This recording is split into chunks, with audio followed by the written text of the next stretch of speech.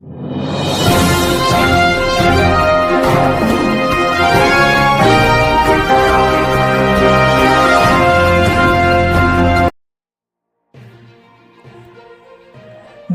ನ್ಯೂಸ್ಗೆ ಸ್ವಾಗತ.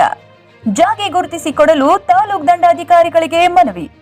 ಹೌದು, ಬಸವನ ಬಾಗೇವಾಡಿ ತಾಲೂಕಿನ ಡೋನೂರು ಗ್ರಾಮದ ಆಶ್ರಯ ಕಾಲೋನಿಯಲ್ಲಿ ಮುಸ್ಲಿಂ ಪ್ರಾರ್ಥನಾ ಮಂದಿರ, ದರ್ಗಾ, ಉರ್ದು ಶಾಲೆ, ಈದ್ಗಾ ಹಾಗೂ ಕಬರ್ಸ್ಥಾನಕ್ಕೆ ಜಾಗೆ ಗುರುತಿಸಿಕೊಡಲು ಟಿಪ್ಪು ಕ್ರಾಂತಿ ಸೇನೆ ಹಾಗೂ ಡೋನೂರು ಗ್ರಾಮದ ಅಂಜುಮನ್ ಕಮಿಟಿ ವತಿಯಿಂದ ತಾಲೂಕು ದಂಡಾಧಿಕಾರಿಗಳಿಗೆ ಮಂಗಳವಾರ ಮನವಿ ಸಲ್ಲಿಸಲಾಯಿತು.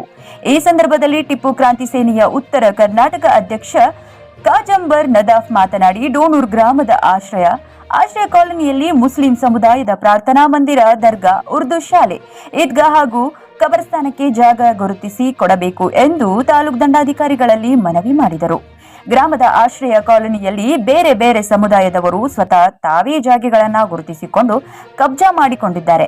ಹಾಗಾಗಿ ನಮ್ಮ ಸಮುದಾಯ ಸ್ವತಃ ಜಾಗೆ ಗುರುತಿಸಲು ಹೋದಲ್ಲಿ ಸಮಸ್ಯೆಯಾಗುವ ಸಂಭವವಿರುವುದರಿಂದ ತಾಲೂಕು ದಂಡಾಧಿಕಾರಿಗಳು ಮುಸ್ಲಿಂ ಸಮಾಜಕ್ಕೆ ಜಾಗೆ ಗುರುತಿಸಿಕೊಡುವ ಮೂಲಕ ಸಮಾಜಕ್ಕೆ ಅನುಕೂಲ ಕಲ್ಪಿಸಬೇಕು ಎಂದು ಅವರು ಈ ಸಂದರ್ಭದಲ್ಲಿ ಹೇಳಿದರು.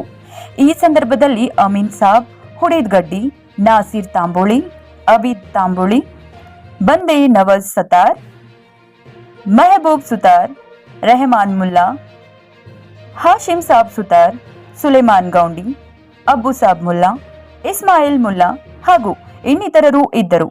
ವರದಿ ಅಫ್ತಾಬ್. ಸಾಹೇಬರು ಗುರುತಿಸಿಕೊಟ್ಟಿಲ್ಲ. ಮಾನ್ಯ ತಹಸೀಲ್ದಾರ್ ಸಾಹೇಬರಿಗೆ ಈಗಾಗಲೇ ಹಿಂದೆ ಹೇಳಿದ್ದೀವಿ ಅವರಿಗೆ. ಆದರೂ ಇಲ್ಲಿವರೆಗೂ ಕೂಡ ನಮ್ಮ ಧಾರ್ಮಿಕ ಸ್ಥಳಗಳನ್ನು ಗುರುತಿಸಿಕೊಟ್ಟಿಲ್ಲ.